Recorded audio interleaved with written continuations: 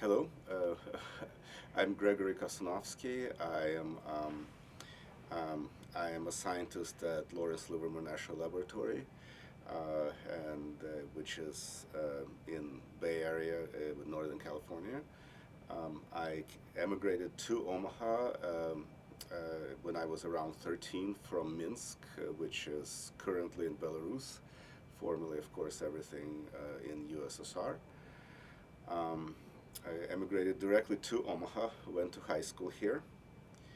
Um, let's see, well, lived most of in the Soviet Union. I lived in Minsk most of my life. I was born in a smaller town in Belarus, in a traditionally Jewish town in Belarus, uh, but lived in Minsk.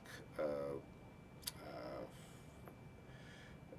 that was my worldview until I was 13. Can you tell us what you mean about traditional Jewish town? Yes, before the war, Babruisk, like a number of towns in Belarus and Ukraine, were more than 50% Jewish. Um, During the war, majority of Jews were killed, so there was still, after the war, there was a presence of Jews, but nowhere to the same extent. Um, but still, and there were Jews in Minsk, but again, not to the same extent as prior to the war. Um,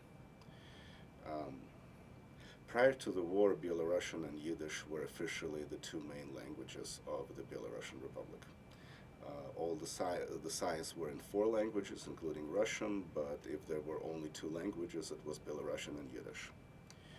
Jews were over a quarter of the population of Belarus. After the war, it was much less than that, and unlike prior to the war, anti-Semitism was prevailing culture, and not just in Belarus, but in most of USSR, at least in most of Western USSR. So this is like a very defining moment in your life, in your family's life. It was a very defining moment. That was the reason my family left Russia. That was the exclusive reason my family left Russia.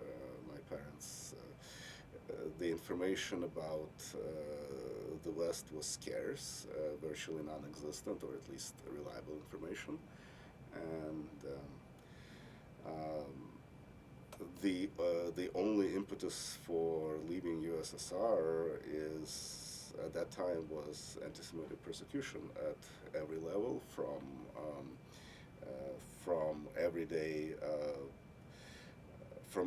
life, among other citizens to lack of opportunities, to lack of professional opportunities. So that was the driving factor. It was really nothing else. Um, so and I was old enough to be keenly aware of that. So I was very when my parents, shortly at least after my parents told me of their decision to emigrate, I was probably more on board than they were. And that's how we came to the States. So did you grow up always knowing you were Jewish? From early enough age, I would say about 7. So yeah, yeah, definitely most of my conscious life in the USSR. And how did you feel that being Jewish played out inside your household? Um, my family was culturally Jewish. My parents knew Yiddish. For my grandmother, it was probably her first language, although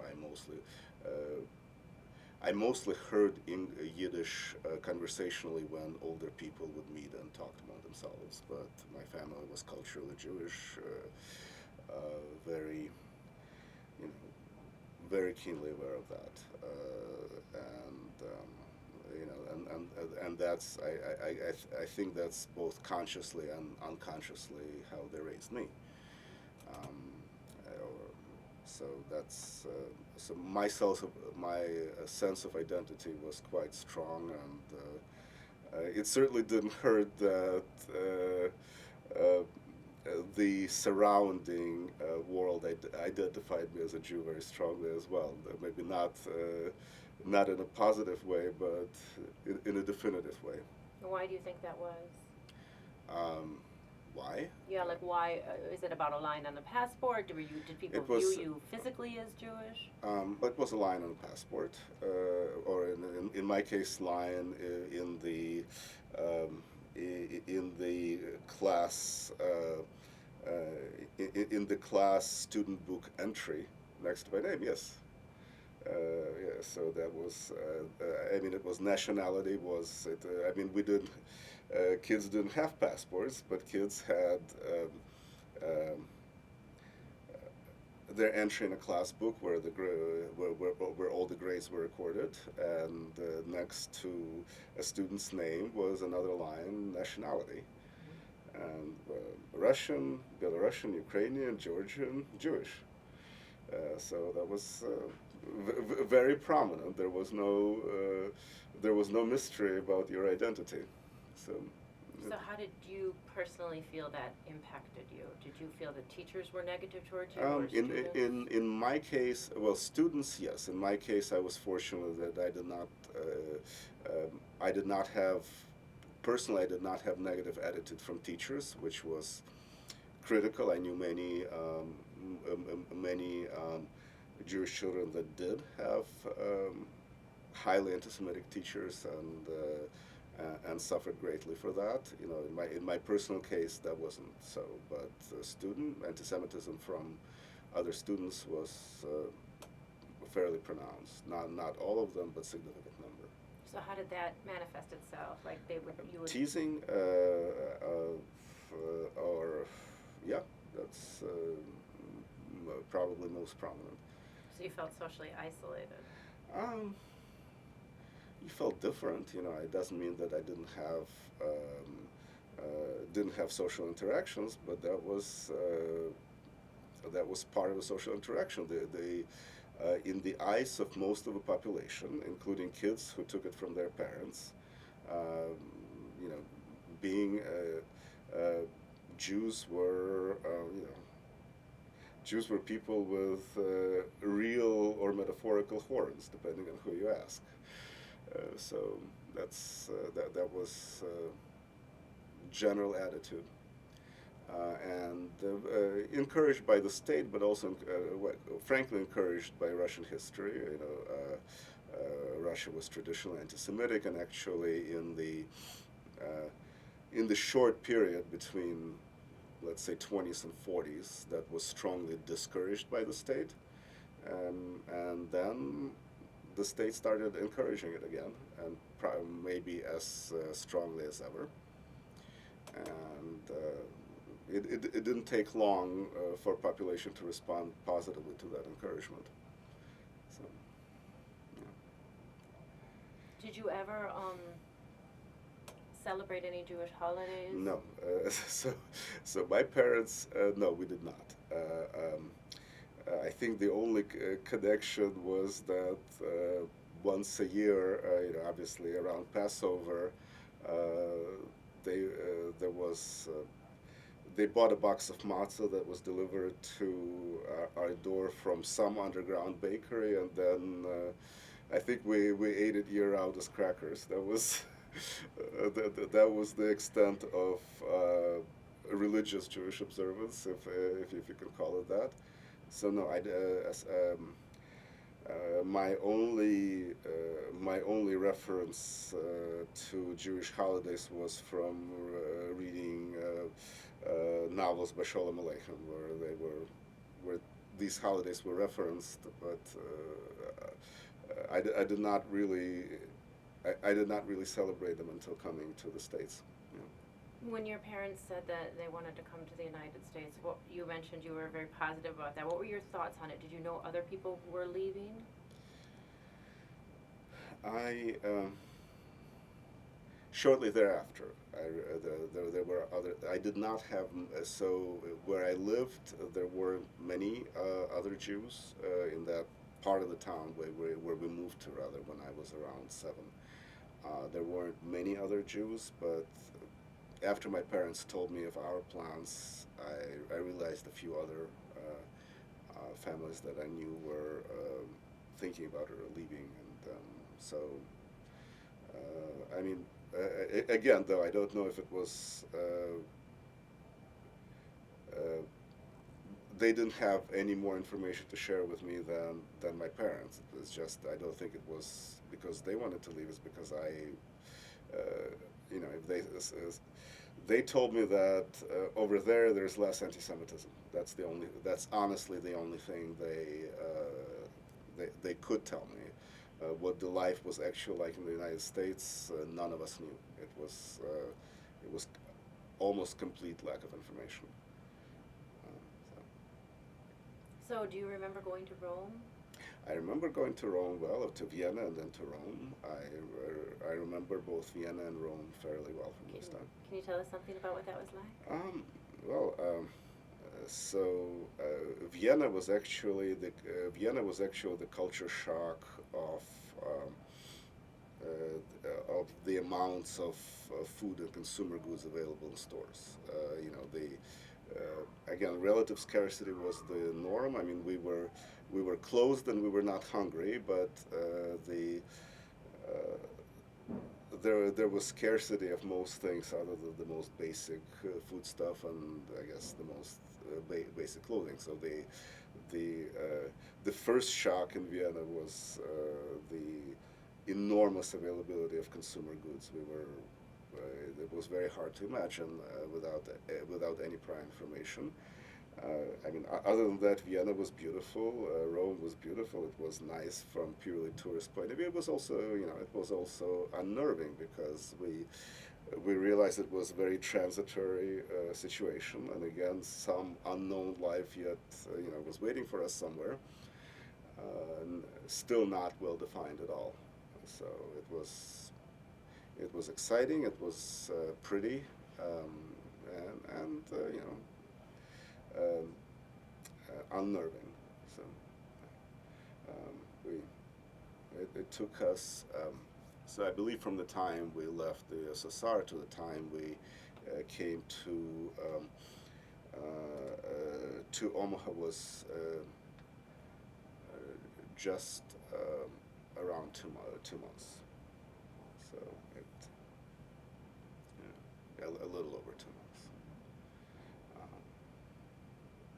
So you arrive in Omaha as a 13-year-old. What is I that arrived like? to Omaha. It's. What did you think when you? Did you go to New York first?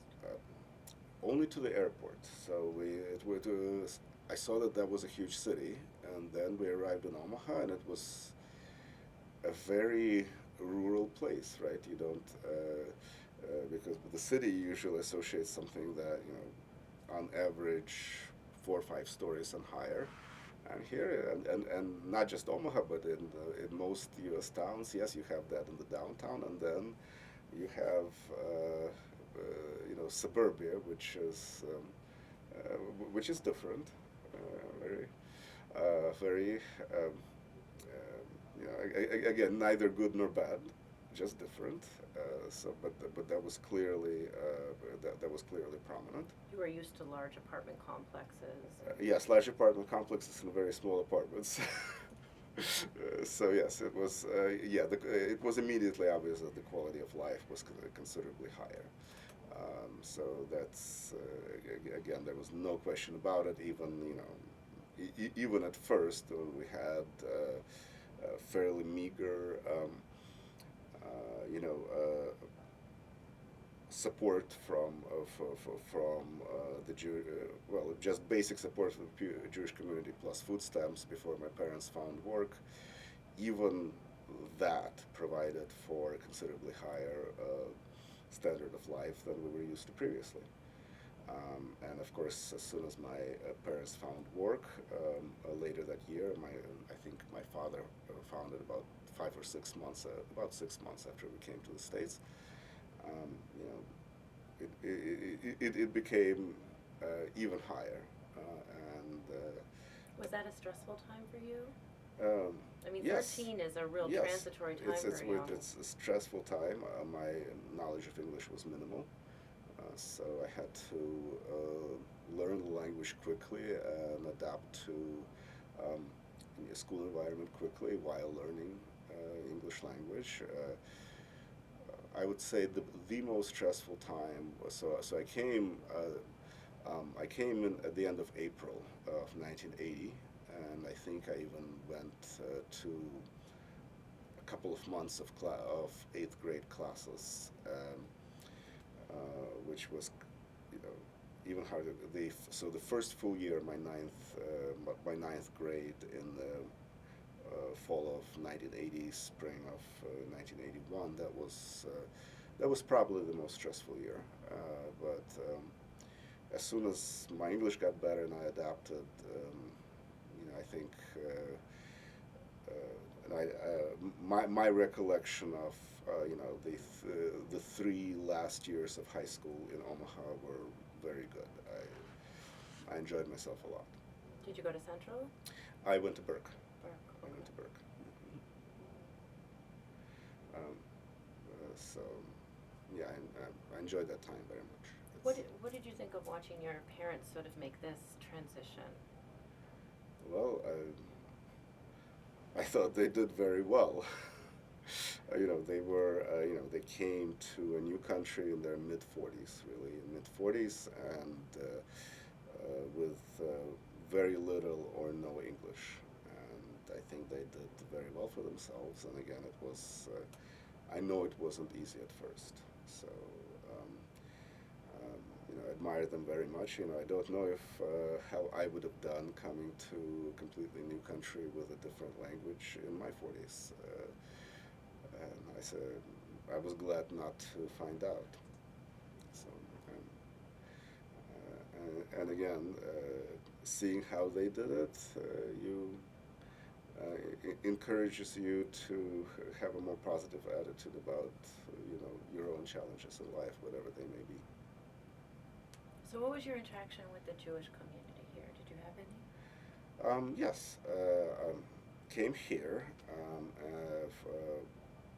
Certainly to use the pool and such. I joined one of the AZA chapters in high school. We started going to the synagogue at least for holidays, although I didn't go regularly to services until probably towards the end of my undergrad, end of undergrad, beginning of grad school is when I started going to services regularly. But my first familiarity with with Jewish faith, Jewish practice, was in Omaha. What did you think of it? I mean, you were you had this cultural background in your Yeah. family, but it's sort of a very different thing. It is. It is. Well, at first, it's a good thing though. You get to. I learned I learned a lot about the history of Judaism and Jewish faith and everything.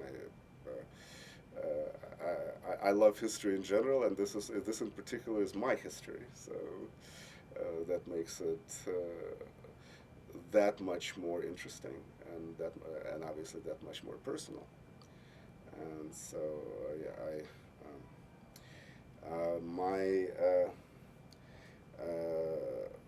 my senior paper in history was in my history class at Burke was on the history of the Zionist movement. That's what I chose to do. And at that time, my history teacher encouraged me to do that. Once I told him that was my interest, I don't know how most history teachers would react these days, but at that time it was he thought it was a great topic to do it on. So again, in course of that, I learned quite a bit. And so yes, by the time I left Omaha to go to college, I think I was quite a bit more knowledgeable than when I came here. What did you think about faith? I was atheistic until probably the end of undergrad, or towards the end of undergrad. I started questioning my atheism. from originally, actually, I recall first time reading Plato and reflecting on it, not in a completely different way. It's not that, not not in the sense of Greek theology, but in the sense of um, um,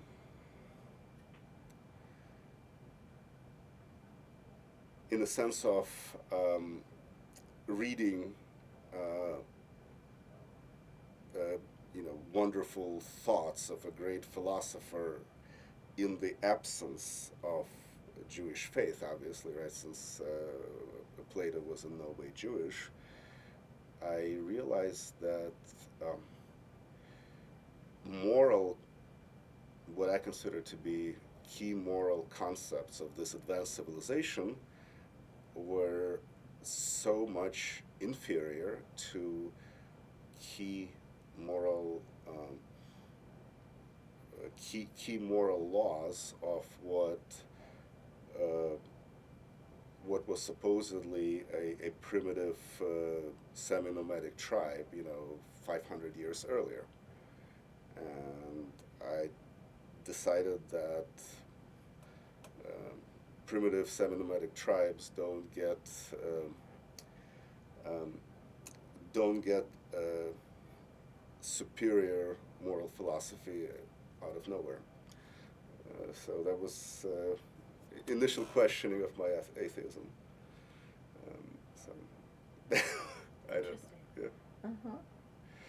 Um, so How did you feel about your identity? Did you feel American as soon as you got here? Did you feel I Russian? I mean, how do you? no, I felt American very quickly. I felt American very quickly. Um, it was yeah, very militantly so. um, I had. What do you mean by that? I thought that this was the greatest country that ever existed. Um, I um, I wrote an essay for a local essay contest, the regional essay contest, on that in my senior year, which got a lot of coverage again, more than I expected. Um, I think it was actually entitled the essay "The American Way" or something like that. It was, yeah, I thought, yeah, I was. It's not again. It's not just the relations. It's not just the Jewish identity. It's just being in a free country, and again, living there and knowing that you have to watch your language, you have to watch what you say, regardless of your nationality. And again, when you live there, you don't understand that this is unnatural anymore than you understand that the scarcity of goods is unnatural. When you live somewhere where you can say anything you want, and you don't have to. I mean, I guess you know, and the only thing limiting you is obviously approbation or disapprobation of your peers, but not fear of the state, right? And that's a completely different concept, and you realize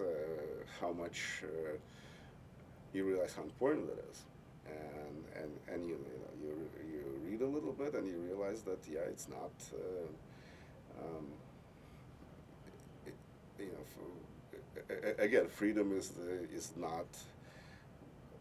not a natural state of being for most people. It's maybe not as limited as in communist countries, but quite limited to a large extent in most societies throughout history. This is the freedom that we experience here is an achievement, and it's something to be proud of, something to be aware of. Can you talk a little bit about your career, how you chose a career, what you decided to study, how you feel about your career? So I studied electrical engineering. I so I went to University of Illinois in 1984 for my bachelor's, and I stayed there for my graduate studies. I finished up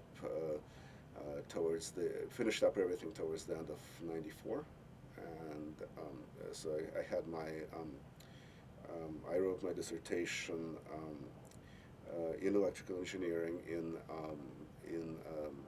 semiconductor device physics, and I worked as an electrical engineer shortly. I worked for a Navy lab in San Diego, uh, uh, doing some applied research in electrical engineering, and then I actually changed my career. So I went to to industry and more um, uh, doing more in applied mathematics and algorithms. And then about 10 years ago, I joined Lawrence Livermore Lab, doing more of the same. So I think last month was my 10th year at the lab. How do you think your career might have been different if you'd been in the Soviet Union? Um, Is that something you ever gave any thought to? yeah, um, it was very difficult for, I mean, I would let's put it this way, I would have had to fight a lot harder and be a lot luckier to have a similar career in the Soviet Union. There were people who succeed. I mean, uh, from early USSR through 50s or 60s, majority of the most successful USSR scientists were Jewish, but the um, access of Jews to even best undergraduate programs and especially graduate programs was severely limited. Um, when I was a graduate student in my group at University of Illinois, we had a postdoctoral student, a Jewish postdoctoral student who came directly from St. Petersburg, and he told me that he was the first Jewish PhD student allowed um, allowed allowed to join the PhD program in his institution in several years. His institution was the Solid State Physics Institute, named after Abram Yoffe. So the irony of it, the institution named Abram Yoffe did not take a single Jewish graduate student in several years. But that was typical. That was typical situation. And again, this is just somebody I knew because he was a postdoctoral student at the same research group. I know um, hundreds of such stories without exaggeration. And people adapted. Some people persevered. Um, uh, you know, in many ways. My father-in-law literally was not allowed to do. Even though he graduated at the top of his class in mathematics, he defended his PhD dissertation without being allowed to join a real graduate program. He defended his PhD there, and then he wrote hundreds of papers at night after working somewhere as an engineer. He wrote and published math papers at night. By the time he emigrated to the States, he had enough of a reputation based on those papers he wrote at night that he had 3 offers from U.S. universities, including a full tenured professor position, which he took, where he's still a very respected professor at that university. In Russia, he was not allowed to work officially as a mathematician. All of his work was done at night after work. So if you have that kind of determination, but it's clearly not it's clearly not a situation that a lot of people have nerves for. Most people just succumb to the situation they were placed in, right?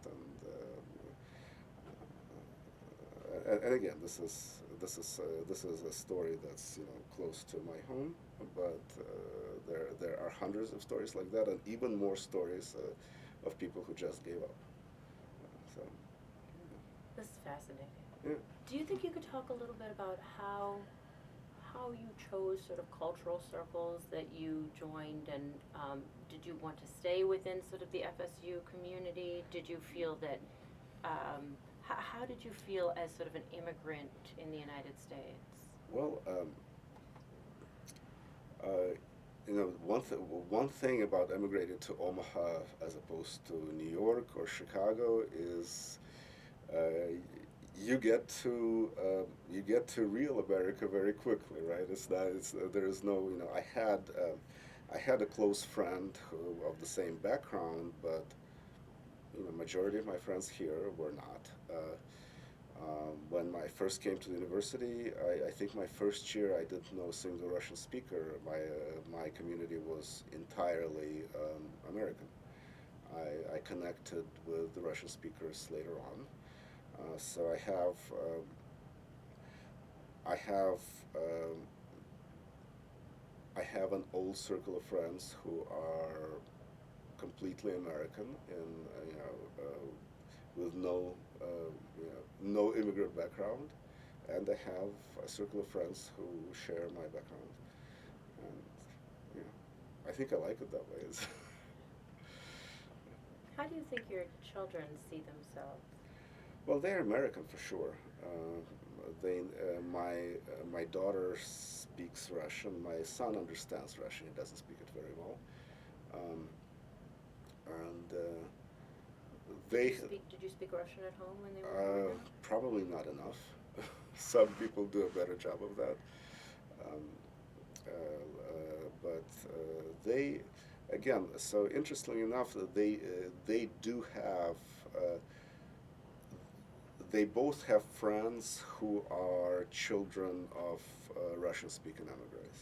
I think they mostly speak English among themselves, but they feel again. I think I think there is a bond of the shared culture, but also they have friends who are of completely different backgrounds as well. I think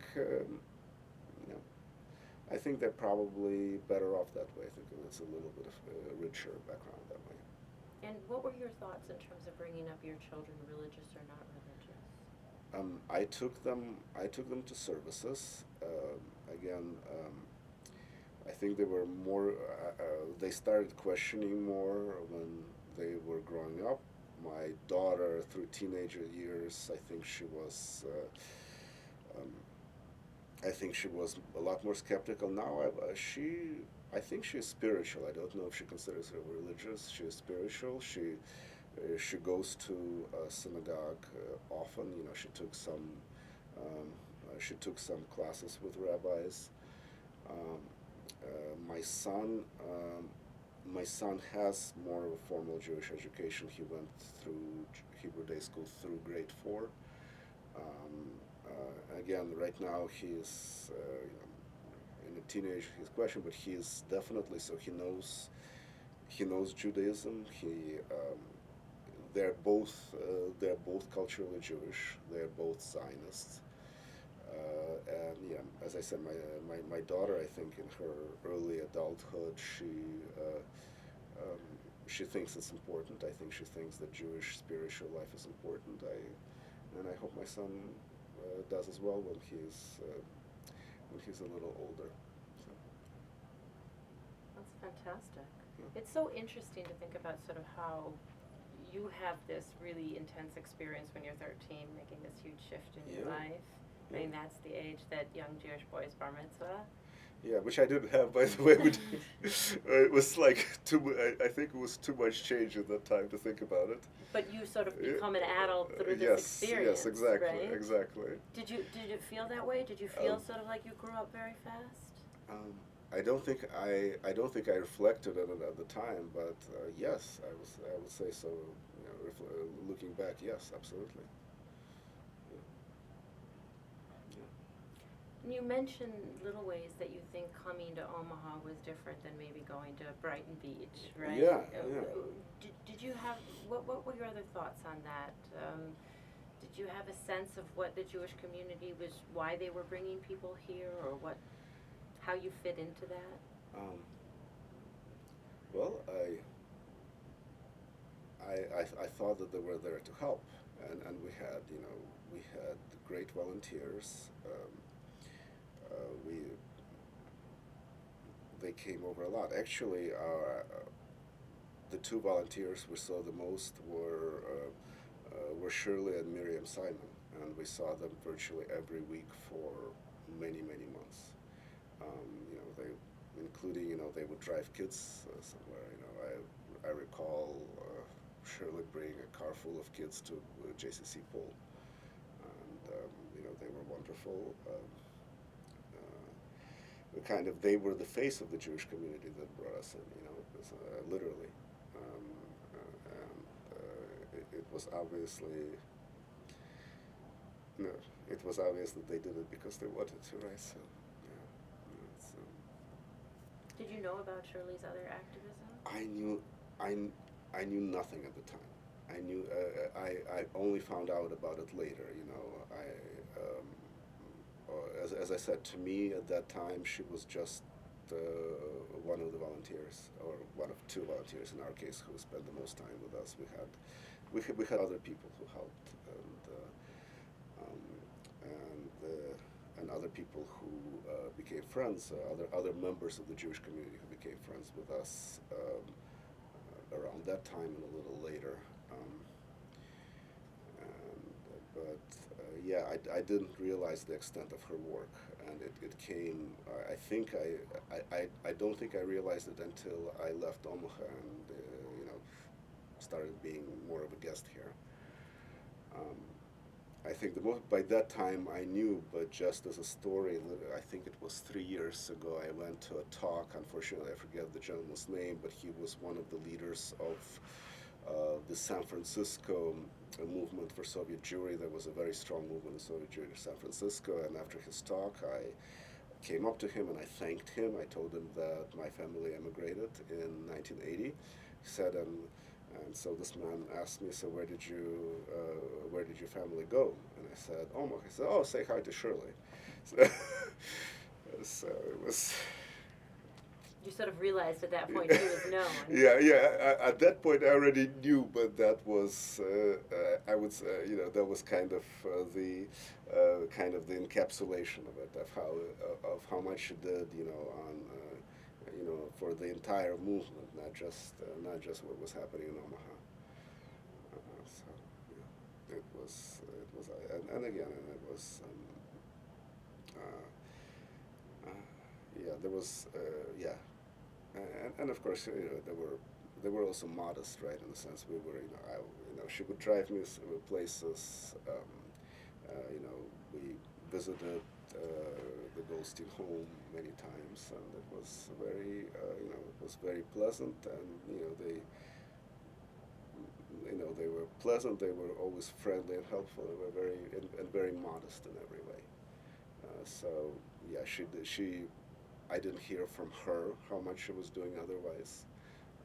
I found out about it later, you know, everything, you know, all her trips to the Soviet Union and everything else that she did nationally and internationally. So it's just, yeah, it was very glad to know such a remarkable person. Yes. What do you think your strongest memory is of the Soviet Union? Strongest memories.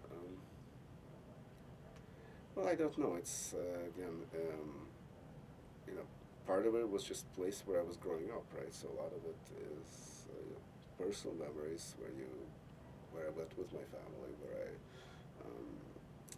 I grew up. Would you say it's a somewhat romantic sort of then? It's childhood? It's childhood, but you know, as I said, I also recall the fear of saying something that would be could get your parents in trouble, right?